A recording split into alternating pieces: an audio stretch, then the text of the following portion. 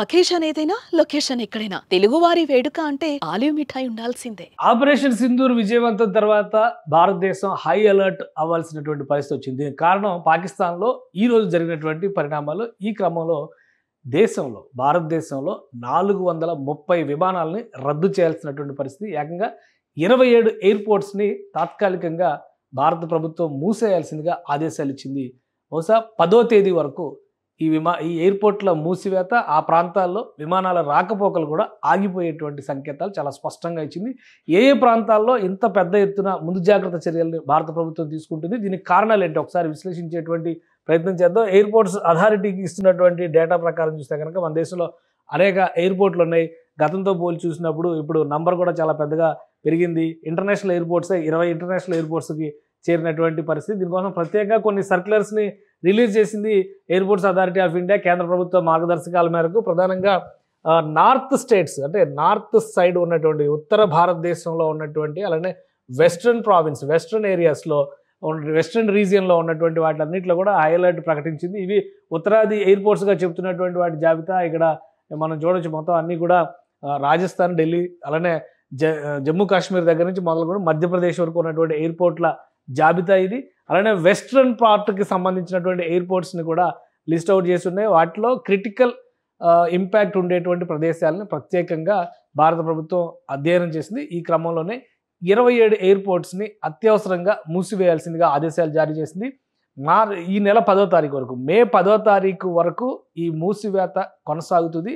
ఈ రోజు అంటే ఈరోజు ఉదయం నుంచి సాయంత్రం వరకు ఉన్నటువంటి ఫ్లైట్స్ దాదాపు 427 ఫ్లైట్స్ రద్దు చేసినట్టుగా సమాచారం ఉంది. 430 వరకు దాదాపు రద్దయినాయి అనేటువంటి సంకేతాలు స్పష్టంగా కనిపిస్తుంది. ఇక సర్వీసెస్ రద్దయినవి, టెంపరీగా క్లోజ్ అవుతున్నటువంటి ఎయిర్పోర్ట్స్ ఏంటి ఒకసారి చూసే ప్రయత్నం చేద్దాం. ఆ జాబితా కనిపిస్తుంది. ఇది కాశ్మీర్లో హై అలర్ట్ ఉన్నటువంటి నేపథ్యంలో కాశ్మీర్లో ఉన్నటువంటి ఎయిర్పోర్ట్స్ అన్నిటిపైన మొన్ననే ఒక క్లారిటీ ఇచ్చేసింది. డే 1 ప్రకటించింది. కాబట్టి శ్రీనగర్లో ఉన్నది, జమ్మూ, అలానే లే, ఈ 3 కూడా జేఎండ్కే పరిధిలోకి వచ్చాయి. అంటే లడాక్ అలానే జమ్మూ కాశ్మీర్ పరిధిలోకి వచ్చేటువంటి ఎయిర్పోర్ట్స్, ఈ 3 ఎయిర్పోర్ట్స్ని మూసివేత కొనసాగుతుంది. కేవలం సైనిక అవసరాల కోసం మాత్రమే. పౌర విమానయాన సేవలన్నీ కూడా రద్దు. ఇక్కడ గమనించాల్సినటువంటి విషయం ఏంటంటే ఈ ఎయిర్పోర్ట్లో పౌర విమానయాన సేవలు రద్దు చేస్తారు. సైనిక అవసరాల కోసం అవసరమైతే వీటిని ఉపయోగిస్తారు. ఎమర్జెన్సీ సర్వీసెస్ కోసం కూడా వీటిని ఉపయోగించేటువంటి అవకాశం ఉంటుంది. ఇక చండీగఢ్ ఎయిర్పోర్ట్ కూడా ఈ లిస్టులో ఉంది. పంజాబ్, హర్యానా ఈ 2 ఏరియాలకి సంబంధించినటువంటి కీలకమైన ప్రదేశం ఇది. చండీగఢ్ ఎయిర్పోర్ట్ కూడా టెంపరీగా క్లోజ్ చేయాలనుకున్నారు. అలానే పంజాబ్లో ఉన్నటువంటి అమృత్సర్, లుధియానా, పటియాలా, భటిండా ఇవన్నీ కూడా రాజస్థాన్లోకి వచ్చేవి. హల్వారా, ఇవి ఈ 9 విమానాశ్రయాలు కూడా మూసివేతకు గురవుతున్నటువంటి జాబితాలో ఉన్నాయి. 10వ తేదీ వరకు ఇక్కడ సర్వీసెస్, ఎలాంటి సర్వీసెస్ కూడా ఉండవనేటువంటి విషయాన్ని ప్రభుత్వం అనౌన్స్ చేసింది. అలానే ఎయిర్పోర్ట్స్ అథారిటీ ఆఫ్ ఇండియా కూడా ప్రత్యామ్నాయమైనటువంటి ఏర్పాట్లు చేస్తుంది. ఇక పఠాన్కోట్ కూడా ఈ జాబితాలో ఉంది. భుంటార్, షిమ్లా, గగ్గాల్, ధర్మశాల, కిషన్గఢ్, జైసల్మీర్, జోధ్పూర్, బైకనూర్, ఈ బైకనూర్కి సంబంధించినటువంటి ఎయిర్పోర్ట్స్ అన్నీ కూడా క్లోజ్ అవుతున్నాయి. 18 ఎయిర్పోర్ట్స్, 27 ఎయిర్పోర్ట్స్ అంటే మరొక లిస్ట్ కూడా ఉంది. ఆ లిస్ట్ కూడా ఒకసారి చూద్దాం మనం. ముంద్రా ఎయిర్పోర్ట్, ఇవన్నీ కూడా రాజస్థాన్కి గుజరాత్కి సంబంధించినటువంటి ఎయిర్పోర్ట్స్. గుజరాత్కి కూడా బార్డర్ ఉంది. ఇండియాకి పాకిస్తాన్కి ఉన్నటువంటి బార్డర్ విషయంలో 4 స్టేట్స్ మనం చాలా కీలకమైనటువంటి స్టేట్స్. అందులో గుజరాత్ ఫస్ట్, గుజరాత్ నుంచి స్టార్ట్ అయితే నెక్స్ట్ రాజస్థాన్లో కూడా బార్డర్ ఉంది. సుదీర్ఘమైనటువంటి బార్డర్. జైసల్మీర్, జైపూర్, జోధ్పూర్ ఇవన్నీ కూడా అక్కడ బార్డర్లోనే వస్తాయి. నెక్స్ట్ పంజాబ్ బార్డర్ ఉంటుంది. సో ఈ ప్రాంతాలన్నీ కూడా క్రిటికల్ ఏరియాస్ అవుతాయి. తర్వాత జేఎండ్కే రీజియన్ స్టార్ట్ అవుతుంది. సో జేఎండ్కే రీజియన్ పరిస్థితి ఆల్రెడీ తెలుసు కాబట్టి 2 రోజులుగా అటాక్ జరిగిన తర్వాత అయితే కంటిన్యూస్గా దాదాపు 24 గంటలు గడుస్తుంది. అక్కడ ఫైరింగ్ అయితే కంటిన్యూగా జరుగుతున్నటువంటి పరిస్థితి ఉంది. ఇప్పుడు తాజాగా తీసుకున్న నిర్ణయం రాజస్థాన్, పంజాబ్కి సంబంధించినటువంటి బార్డర్ మొత్తాన్ని కూడా క్లోజ్ చేయాలని చెప్పని డిసైడ్ చేసింది భారత ప్రభుత్వం. ఆల్రెడీ బార్డర్ సర్వీసెస్ అన్ని కూడా ఆపేశారు, ఆ విషయం తెలుసు. ఇప్పుడు ఈ 2 రాష్ట్రాల మధ్యలో ఉన్నటువంటి బార్డర్ని, ఈ రెండింటికి సంబంధించి పాకిస్తాన్తో ఉన్నటువంటి బార్డర్ని పూర్తిగా క్లోజ్ చేశారు. అక్కడ కంప్లీట్ సర్వైలెన్స్, డ్రోన్స్తో పర్యవేక్షణ చేస్తున్నారు. ఆ క్రమంలోనే గుజరాత్లో కూడా ముందు జాగ్రత్తగా హై అలర్ట్కి తీసుకున్నారు. Mundra airport, Jamnagar airport, Rajkot airport, అలానే పోర్బందర్ ఎయిర్పోర్టు, ఇక్కడ చూస్తే కాండ్లా ఎయిర్పోర్టు, కేషోద్, భుజ్ ఇవన్నీ కూడా గుజరాత్లో ఉన్నటువంటి ఎయిర్పోర్ట్స్. ఇక గ్వాలియర్, ఇవి మధ్యప్రదేశ్లోకి వచ్చేటువంటి ఎయిర్పోర్టు.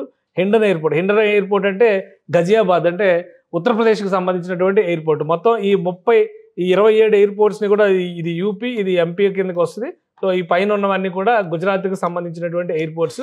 మొత్తం 27 ఎయిర్పోర్ట్స్ని లిస్ట్ అవుట్ చేసింది క్రిటికల్ రీజనింగ్స్తో. ఎందుకంటే వస్తున్నటువంటి ఇన్ఫర్మేషన్, ఇంటెలిజెన్స్ ఇస్తున్నటువంటి అంశాలని డీకోడింగ్ చేసుకున్న తర్వాత ముందు జాగ్రత్తగా ఈ 27 ఎయిర్పోర్ట్స్ని కూడా అప్రమత్తం చేయాల్సినటువంటి అవసరం ఉంది. అందుకనే పౌర అవసరాల కోసం ఈ విమానాశ్రయాల్ని ఉపయోగించకూడదనేటువంటి నిర్ణయాన్ని కేంద్ర ప్రభుత్వం తీసుకుంది.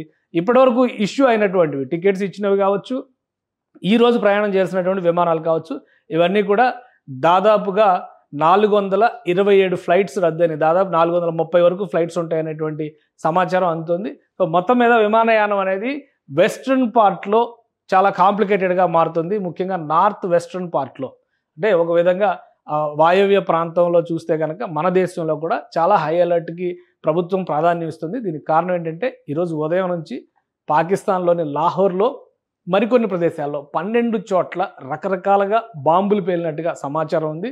అది ఇంటెన్షనల్గా భారత్ సృష్టిస్తున్నటువంటి విధ్వంసం అనే ప్రచారం చేసేందుకు పాకిస్తాన్ ఇంటెలిజెన్స్ గ్రూప్స్ చేస్తున్నటువంటి వ్యవహారంగా ఒకవైపు సమాచారం వస్తుంది. మరోవైపు బిఎల్ఏ లాంటివి, అంటే బలూచిస్తాన్ లిబరేషన్ ఆర్మీ లాంటివి అటాక్స్ చేస్తున్నాయనేటువంటి ప్రచారం జరుగుతుంది.